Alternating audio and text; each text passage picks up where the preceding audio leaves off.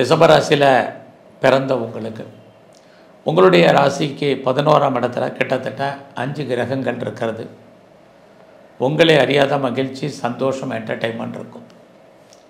வாழ்க்கையில் நீங்கள் இது வரைக்கும் கடந்த வாரம் போரே இந்த வாரத்துலேயும் உங்களுடைய எண்ணங்கள், ஆசைகள், அபிலாசைகள் பூர்த்தி ஆவதற்கான வாய்ப்பு இருக்குது. உங்களுக்கு நல்ல ஃப்ரெண்ட்ஷிப் இருந்தால் அவர்களால் மகிழ்ச்சி, சந்தோஷம், அவர்களால் நன்மை, இது எல்லாமே உண்டு. மூத்த சகோதர சகோதரிகள் இருந்தாலும் அவர்களால் உங்களுக்கு நன்மைகள் ஏற்படுவதற்கான வாய்ப்பு இந்த வாரத்தில் இருக்குது. இந்த வாரத்தில் நான் கலைத்துறையில் இருக்கிறேன் அப்படிங்கிறவங்களுக்கு புகழ், அந்தஸ்து கிடைக்கும்.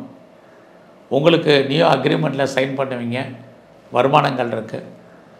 அது மட்டும் இல்லை, நான் ஷேரில் இன்வெஸ்ட்மெண்ட் பண்ணலாமா அப்படிங்கிறவங்க இந்த வாரம் பண்ணுங்கள்.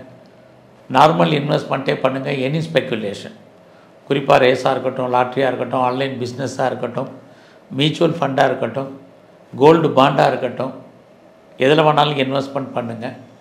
ஓரளவுக்கு ரிட்டர்ன்ஸ் உண்டு. இந்த ரிட்டர்ன்ஸ் இருக்குங்கிறதுக்காக லோன் வாங்கி கடன் வாங்கி பண்ணாதீங்க. குறிப்பாக பிட்காயின்ஸ், கிரிப்டோ கரன்சி எல்லாம் வேண்டாம். ரிஷப ராசியில் பிறந்த உங்களுக்கு ரொம்ப நாளாக குடும்பத்தில் சுபகாரியங்கள் நடக்கலை, சுப நிகழ்ச்சிகள் தள்ளி போயிட்டுருக்கு அப்படிங்கிறவங்களுக்கு நல்லது நடப்பதற்கான வாய்ப்பு இந்த வாரம் உண்டு. எதிர்பாராத கோயிலுக்கு போகிறது, தெய்வ தரிசனம் பண்ணுறது, ஆலய தரிசனம் அமைவதற்கான சூழ்நிலைகள் இருக்குது. உங்களுடைய குழந்தைகளால் உங்களுக்கு மகிழ்ச்சி, சந்தோஷம், நிம்மதி அத்தனையுமே இந்த வாரம் உண்டு. இந்த வாரத்தில் உங்களுடைய பிஸ்னஸ் ஓரளவுக்கு பரவாயில்லாமல் இருக்குது. சொந்த பிஸ்னஸும் சரி, பார்ட்னர்ஷிப்போடு பிஸ்னஸ் பண்ணாலும் சரி, உங்களுடைய மன வாழ்க்கை அதுவுமே ஓரளவுக்கு பரவாயில்லன்னு தான் சொல்லணும். இந்த வாரத்தில் யாரெல்லாம் செகண்ட் மேரேஜுக்கு ட்ரை பண்ணுறீங்களோ தாராளமாக ட்ரை பண்ணுங்கள். நல்லது நடப்பதற்கான வாய்ப்புகள் உண்டு. ஃபர்தராக யாரெல்லாம் ப்ரொஃபஷன் சேஞ்ச் பண்ணணும்னு நினைக்கிறீங்க, அல்லது கம்பெனி மாறணும்னு நினைக்கிறவங்க, அல்லது வேறு கம்பெனிக்கு சுவிட்ச் ஓவர் ஆக நினைக்கிறவங்க ட்ரை பண்ணுங்கள்.